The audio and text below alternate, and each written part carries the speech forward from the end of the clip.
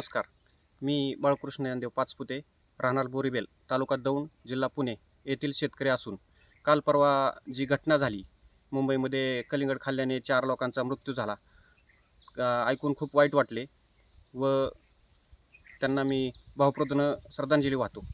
पण कलिंगड खाल्ल्याने मृत्यू होतो हे साफ चुकीचं आहे व सोशल मीडियावरती पसरवलं जातं की कलिंगडाला इंजेक्शन देऊन मोठं केलं जातं व कलरसाठी इंजेक्शन दिलं जातं. हे साफ चुकीचं आहे. शेतकरी असं कुठल्याही प्रकारचं कृत्य करत नाही. मी गेली 20 ते 22 वर्ष झालं कलिंगड खरबुजाची 12 महिने शेती करतो. पण आतापर्यंत मी जे माल उपलब्ध केला व ज्यांच्यापर्यंत पोहोचवला, इथून आजपर्यंत 20-22 वर्षात कुठलीही तक्रार आलेली नाही. तर आवडीने माझं कलिंगड खरबूज मागवलं जातं मार्केटमध्ये.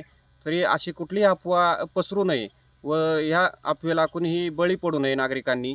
कारण शेतकरी खूप उन्हामध्ये कष्ट करून हे पिकवतो व त्याच्या माल विक्रीला आल्यानंतर उन्हाळ्याचे दिवस आहेत. सध्या सर्वत्र कलिंगड खरबूज उपलब्ध आहे आणि अशा वेळेस अफवा पसरली तर शेतकऱ्यांचे खूप मोठे नुकसान होऊ शकते व इथून पुढं शेतकरी कलिंगड खरबूज पिकवण्याचं मानसिकतातनं बाजूला जाऊ शकतो व नागरिकांना हे फळ भविष्यात जाऊन खूप कष्टाने मिळवावं लागेल. कारण शेतकऱ्यांना जर 2 पैसे मिळले नाही व अशा काही अफवा पसरल्या तर इथून पुढे शेतकरी कलिंगड खरबूज करणार नाही. तरी ह्या अफवा कुणी पसरू नये व याच्यावर कुणी विश्वास ठेवू नये.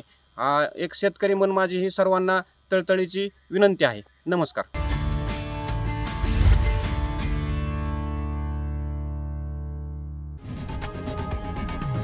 लोकशाही मराठी ऐका, पहा, जागरूक रहा.